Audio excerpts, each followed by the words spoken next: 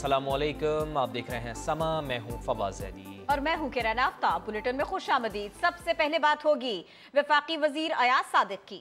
उन्होंने स्पीकर राजा परवेज अशरफ से मुतनाज़े बयान पर इमरान खान के खिलाफ हुकूमत को खत लिखने का मुतालबा कर दिया। साफ साफ बता दिया है कि मुल्क इमरान खान की मर्जी से नहीं चल सकता। वो ब्लैकमेल करके इंतखाबात का ऐलान नहीं करा सकते। सरदार अयाज सादिक ने कहा, आरिफ अलवी बतौर सदर जिम्मेदारी निभाने में नाकाम रहे हैं। खान साहब ने जो गुफ्तगू की थी, जिस गुफ्तगू में उन्होंने खुदा न खास्ता पाकिस्तान के टूटने की बात की, जिस गुफ्तगू में उन्होंने फौज को तबाह और बर्बाद होने की खुदा न खास्ता बात की, एक हुकूमत पाकिस्तान को खत लिख दें कि कम अज कम उसके ऊपर तो कार्रवाई करें, अदालत का दरवाजा खटखटाए और पूछें कि इसके ऊपर क्या होना चाहिए। चेयरमैन है इनकी जमात के, वो ये कहते हैं कि ये इलेक्शन कमिश्नर जो है इसको हटाओ। हल्फ उठा के बताएं कि क्या पीटीआई की हुकूमत ने इलेक्शन कमिश्नर का नाम नहीं प्रपोज किया था, और लगाया भी उन्होंने था। ना करते नोटिफिकेशन, कभी वो कहते हैं जी न्यूट्रल मेरी मर्जी से नहीं चलते, कभी कहते हैं इलेक्शन कमीशन नहीं करते, कभी वो कहते हैं जुडिशरी नहीं चलती। उनकी मर्जी से ये मुल्क नहीं चल सकता। अगर वो चाहते हैं कि ब्लैकमेल करके और पिस्तौल हमारे कनपट्टी पे रख के हमसे इलेक्शन ले लेंगे तो वो नहीं मिलना। प्रेसिडेंट साहब has failed to fulfil his obligation and duties. जो कुछ सदर साहब ने किया काबिल मजम्मत है। वो सदर पाकिस्तान है, वो सदर पीटीआई के नहीं है। सदर डॉक्टर आरिफ अलवी की बात कर लेते हैं, जो एक बार फिर अड़ गए। सदर मुमलिकत ने कौमी एहतसाब तरमीमी बिल 2022 भी बगैर दस्तखत वापस भिजवा दिया। मौक़िफ़ इख्तियार किया कि इस तरमीम से कानून के हाथ मफलूज हो जाएंगे, करप्शन को फ़रोग़ मिलेगा। सदर मुमलिकत ने गुज़िश्ता रोज़ इलेक्शन तरमीमी बिल की तौसीक़ से भी इनकार कर दिया था। पार्लियामेंट से मंजूर दोनों बिल कल अज़ खुद कानून बन जाएंगे। उस्मान खान की रिपोर्ट। सदर आरिफ अलवी ने हुकूमत के हर काम में रुकावट डालने का सिलसिला बरकरार रखा। इलेक्शन बिल के बाद नैब कवानीन में तरामीम का बिल भी दस्तखत किए बगैर पार्लियामेंट को वापस कर दिया। पीटीआई के मखसूस एजेंडे का प्रचार भी कर डाला। कौमी एहतसाब तरमीमी बिल 2022 वापस करते हुए सदर ने कहा है, इससे कानून के हाथ मफलूज और बदउनवानी को फ़रोग़ हासिल होगा। ये बिल बदउनवान अनासिर के लिए वाज़े पैगाम है कि वो किसी को जवाब दे नहीं और बिला खौफ खतर अपनी लूट मार जारी रख सकते हैं। एहतसाब के अमल को कमज़ोर करना खिलाफ आइन और अवाम के बुनियादी हुकूक के भी खिलाफ है। हमें ऐसे मामलात पर इस्लामी फ़िक़्हा से हिदायत लेनी चाहिए। सदर मुमलिकत ने दोनों बिल पहले भी तौसीक़ किए बगैर वापस कर दिए थे। हुकूमत ने बिल पार्लियामेंट के मुश्तरका इजलास से मंजूर करा के दोबारा दस्तखत के लिए भिजवाए, मगर डॉक्टर आरिफ अलवी ने पार्लिमान की राय को अहमियत नहीं दी। दोनों बिल्स कल 10 रोज की आईनी मुद्दत पूरी होने पर आज खुद कानून बनकर पूरे मुल्क में नाफिज हो जाएंगे। वफाकी वज़ीर क़ानून आज़म नज़ीर तारड़ का नैब कवानीन पर पीटीआई को मुनाज़रे का चैलेंज। कहा कि एहतसाब कानून में 85% तरमीम पीटीआई हुकूमत 2 ऑर्डिनेंस के जरिए लाई। ये हमारे लिए नहीं, इनके अपने लिए एनआरओ है, जिनके करप्शन के किस्से सामने आ रहे हैं। मैं मुनाजरे की दावत देता हूं अपने भाइयों को। अकाउंटेबिलिटी लॉज के ऊपर 85% तरामीम वो हैं जो कि पाकिस्तान तहरीक इंसाफ की हुकूमत ने 2 ऑर्डिनेंसेस के जरिए टेबल की थी। ये कौन सी अकाउंटेबिलिटी के नारे लगाते हैं, कौन से रिजल्ट्स अचीव किए हैं? माशवाए अपने सियासी मुखालिफिन को दीवार से लगाने के मुझे एक कन्विक्शन बता दें नैब ने जो सिक्योर की हो, एक जेन्युइन केस जिसको लॉजिकल एंड तक पहुंचाया हो। आप इसे एनआरओ का नाम देते हैं। एनआरओ ये आपके लिए, किससे आपके निकल रहे हैं? वो चाहे 54 अरब रुपया शहजाद अकबर साहब का दिया गया जो कि माल मसरूका बरामद हुआ और जमा करा दिया गया किसी शख्स के जुर्माने की मद में। ये उस्मान बुजदार साहब के लिए एनआरओ है जिन्होंने 900 कनाल जमीन रातों रात अपने नाम करवा ली थी। ये तो फरा गोगी के लिए एनआरओ है जिसके ऊपर 20 मुकदमात खड़े किए हुए हैं लोगों ने। ना किया करें, मुल्क की सोचे, मुल्क आगे बढ़ाएं खुदा के लिए, मुईशत को सहारा दे, मिल के दे, मेहनत करें, हसद ना करें।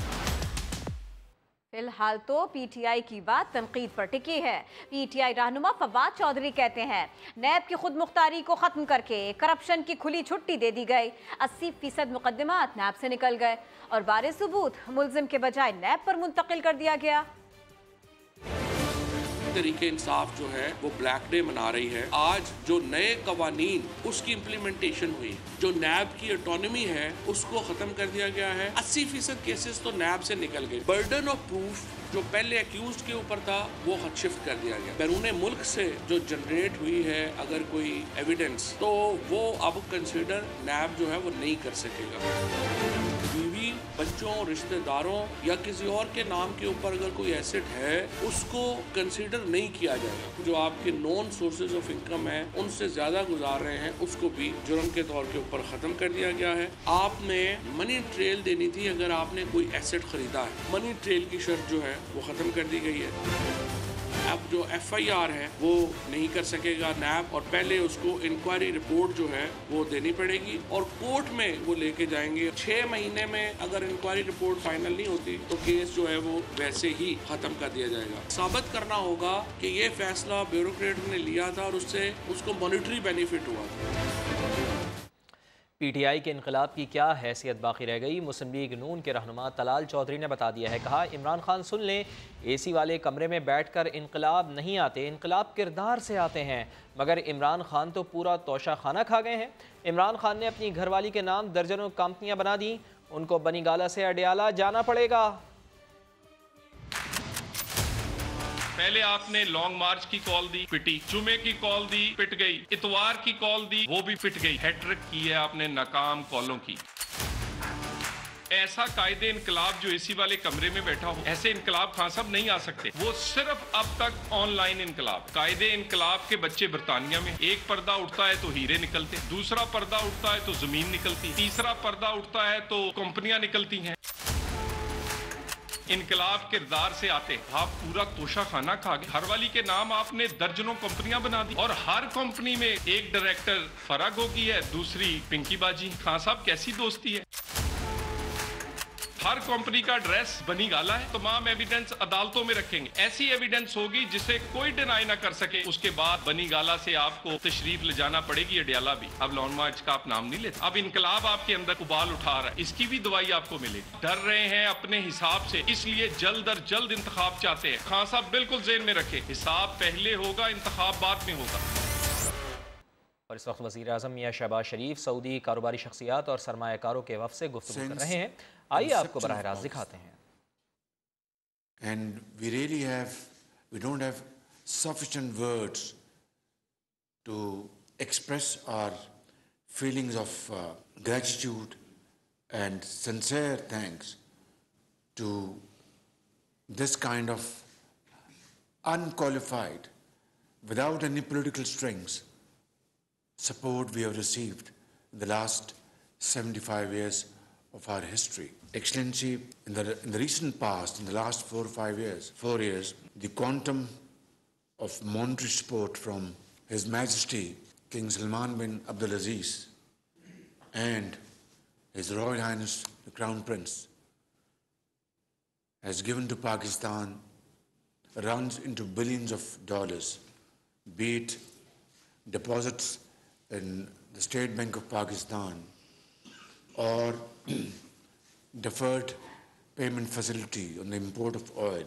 We have no words to thank this generosity from His Majesty and the Crown Prince. And not only this, in the previous years, similar kind of support was given to Pakistan. And believe me, this will always be remembered, not by us, but by all generations to come.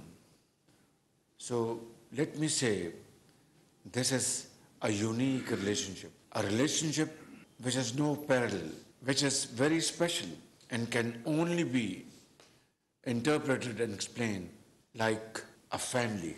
So we are all sitting here as family members. I think it's like one soul and two hearts.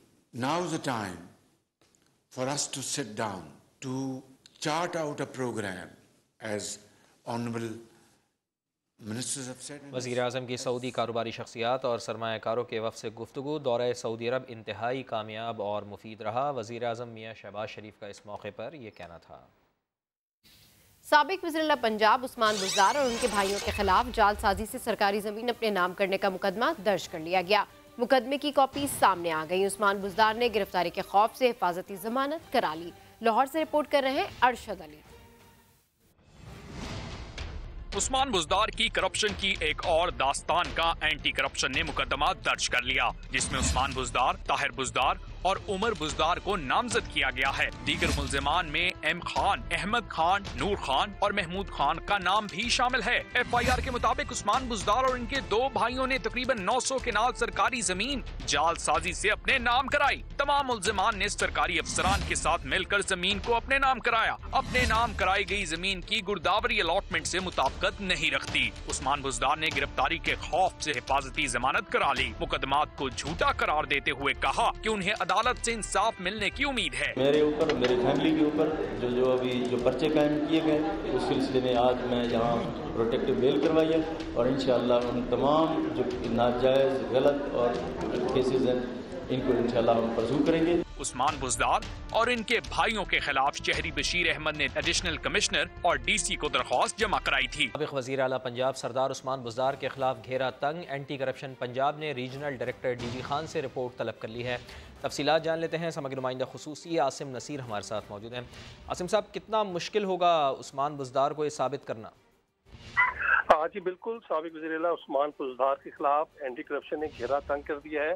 72 घंटे की deadline दी गई है anti corruption Punjab की तरफ से regional director DG Khan को और उनसे रिपोर्ट तलब की गई है। साथ साथ ये भी कहा गया है कि मुल्ज़मान को फौरी तौर पर गिरफ्तार करके शामिल तफ्तीश किया जाए। अराजी की जो DC रेट है उस हवाले से इनसे तमाम शवाहिद भी लिए जाएँ। और जहाँ तक ज़राए ये बता रहे हैं कि 1986 से, क्योंकि इन्होंने कब्जा किया हुआ था, तो 1986 से लेकर अब तक इस रकबे पर जितनी भी काश हुई उस तमाम का जो है तखमीना लगाने के लिए रेवेन्यू डिपार्टमेंट को और मुतल्लिका DC को कह दिया गया है।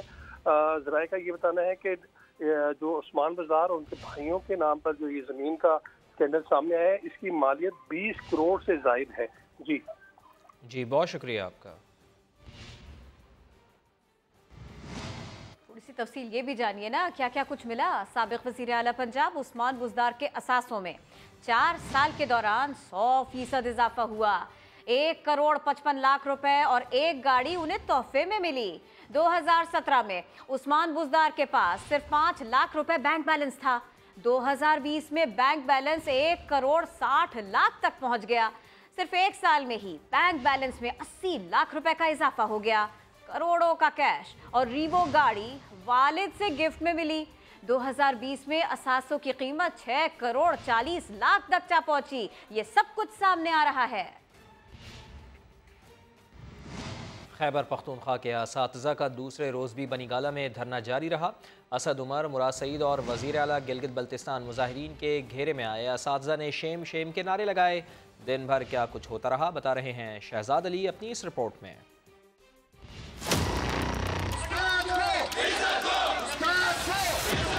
खैबर पख्तूनख्वा के एडहॉक असातिज़ा को तहरीक इंसाफ से इंसाफ मांगने इमरान खान के घर इस्लामाबाद आना पड़ा।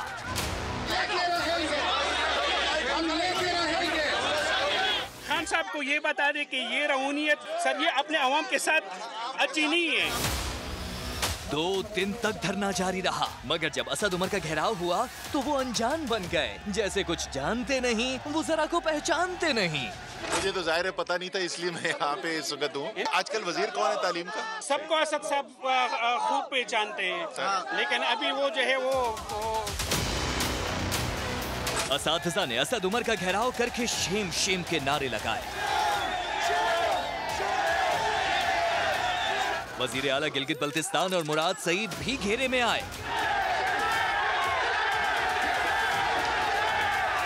शेम शेम के नारों की गूंज में मुराद सईद स्टेज तक तो आए, मगर चेहरे पर था गुस्सा, दिखे घबराए घबराए। मेरे दोस्तों, मैं नहीं कर सकता, आप करें, आप बात करें। मेरे दोस्तों, मैं बात नहीं कर सकता। 8 बार मुज़ाकरात में डेडलॉक रहा। 9वीं बार मुज़ाकरात कामयाब हुए, मगर अब भी हतमी बातचीत वज़ीर आला खैबर पख्तूनख्वा से होगी। ज़िमनी इंतख़ाबात पुरअमन बनाने का मिशन इलेक्शन कमीशन ने कराची, पंजाब और KPK में होने वाले इंतख़ाबात में सिक्योरिटी के लिए पाक फौज की खिदमत मांग ली। सराय के मुताबिक chief election commissioner Sikandar Sultan Raja ने आर्मी चीफ को मुरासला भेजा, जिसमें कहा गया कि कराची और पंजाब के ज़िमनी इंतखाबात में पुरतशद्दुद वाक़यात के खदशे के पेश नज़र पाक फौज की खिदमत तलब की जा रही है। चीफ इलेक्शन कमिश्नर ने वज़ीर आला सिंध को भी चिट्ठी लिख दी। कहा NA 240 के ज़िमनी इंतखाबात के दौरान बेअमनी, फायरिंग और बैलेट बॉक्स छीनने के वाक़यात पर एक्शन लिया जाए। PP 272 मुजफ्फरगढ़ में इंतखाबी मुहिम के दौरान असलहे की नुमाइश, पाकिस्तान तहरीक इंसाफ के उम्मीदवार मौज़म अली जतोई के खिलाफ मुकदमा दर्ज कर लिया गया है। इस पर मजीद बात करेंगे, समग्र नुमाइंदे शिराज बशीर हमारे साथ मौजूद हैं। शिराज, बताइएगा कि किन दफात के तहत ये मुकदमा दर्ज किया गया है? जी बिल्कुल ऐसा है कि पंजाब पुलिस मुजफ्फरगढ़ ने इलेक्शन कमीशन के ज़ाब्ता अखलाक की खिलाफ वर्जी पर जो ऑर्डिनेंस बना था उसके तहत जो ये मुकदमा दर्ज किया है। जो पुलिस ने FIR जारी की है उसके मुताबिक बताया जा रहा है कि सरदार मौज़म अली जतोई PP 272 के जो उम्मीदवार हैं PTI के, वो इलेक्शन कैंपेन पर थे और उनके साथ गाड़ी पर जो है मुसल्लह अफराद जो है गनमैन वो सवार थे, जिस पर पुलिस ने तस्वीरें लेकर उनके खिलाफ मुकदमा दर्ज कर लिया गया। ताम बताया जा रहा है कि अभी तक कोई गिरफ्तारी है वो अमल में नहीं लाई गई। इस हवाले से बात की जाए क्योंकि 2 हल्कों में ज़िमनी इलेक्शन है और ज़ाब्ता अखलाक के, ठीक है, बहुत शुक्रिया आपका। आगे बढ़ें, वज़ीर ख़जाना IMF के साथ जल्द डील होने के लिए खासे पुरुमीद हैं। सालाना 12 लाख रुपए तक तनख्वाह वालों के लिए टैक्स इस्तिस्ना बरकरार रखने का ऐलान किया। मिफ्ता इस्माइल ने सेनेट की कायमा कमेटी में बताया कि खाली प्लॉट पर तामीरात शुरू कर दी जाए तो कोई टैक्स नहीं लेंगे। टैक्स बढ़ाने पर वज़ीर आज़म नाराज़ हो जाते हैं और टैक्स कम करने की हिदायत करते हैं, ये भी उन्होंने बताया। वज़ीर आज़म मियां शहबाज शरीफ की सऊदी कारोबारी शख्सियात और सरमायाकारों के वफ़द से मुलाकात, कहा वक्त आ गया है कि बाहमी ताउन को मुआशी शराकतदारी में तब्दील किया जाए। और वज़ीर दाखिला पंजाब की ज़ेर सदारत इजलास अमन व अमान पर तबादला ख्याल। अता तारड़ ने कहा इंतखाबी मुहिम के दौरान किसी उम्मीदवार को ज़ाती सिक्योरिटी और असलहा रखने की इजाज़त नहीं होगी।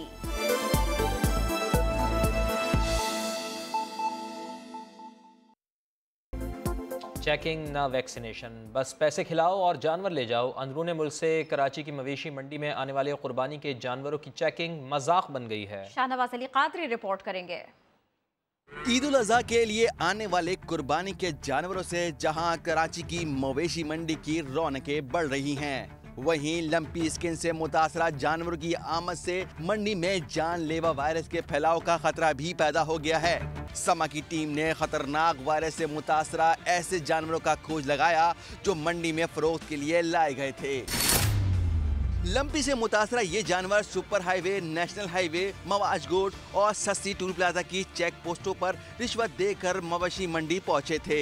समा ने इन चेक पोस्टों पर आने वाले लंपी से मुतासरा जानवरों का सुराग लगा लिया। लंपी वाले मैंने 2-3 पकड़े हैं, तो हम उसको फिर उसके हिसाब से सिम्टम्स के हिसाब से ट्रीटमेंट करते हैं। उसकी ट्रीटमेंट करने के बाद हम एक दूसरी गाड़ी अपने हिसाब से अवेलेबल करके देते हैं उनको, अलहदा करके कि आप उसको लेके जाएं पर उसको अलहदा बांधें। मुल्क भर से जानवर लेकर सोराब गोट की मवेशी मंडी आने वाले व्यापारी कहते हैं कि जानवरों को सिर्फ गिनती करके मंडी भेजा जा रहा है। Lumpy skin disease Karachi Memon goat के कैटल फार्म में फरवरी और मार्च में सैकड़ों जानवरों को निकल गई थी, जिसके बाद इस वबा से पंजाब और खैबर पख्तूनख्वा के जानवर मुतासिर हो रहे हैं। कैमरामैन इमरान खान के साथ शाहनवाज अली कादरी, समा, कराची। 26 माह बाद पाकिस्तानी तलबा का पहला दस्ता चीन पहुंच गया। इसी पर बात होगी। समा के नुमाइंदे मुदस्सिर नज़ीर हमारे साथ हैं। मुदस्सिर, बॉर्डर बंद कर दिया गया था, ऐसी खबरें थी पहले? हाँ जी बिल्कुल, 26 माह के बाद पाकिस्तानी तलबा का पहला दस्ता चीन के शहर जियान में पहुंच गया है। आज 94 तलबा तालिबात तालीम के हसूल के लिए चाइना के लिए PIA की खुसूसी परवाज से रवाना हुए हैं। मजीद 7000 से ज़ायद तलबा और तालिबात चाइना जाने के लिए इंतजार में है अभी। और मार्च 2020 में कोरोना वायरस के बायस चाइना ने अपना बॉर्डर पाकिस्तानी तलबा तालिबात के लिए बंद कर दिया था। बॉर्डर बंद होने से तालीम के मुख्तलिफ शोबे से वाबस्ता जो तलबा तालिबात है उनका बुरी तरह से तालीमी नुकसान हुआ और जियान में जो तलबा 14 दिन का कतरीना मुकम्मल करने के बाद अपनी यूनिवर्सिटी तक। शुक्रिया मुदस्सिर।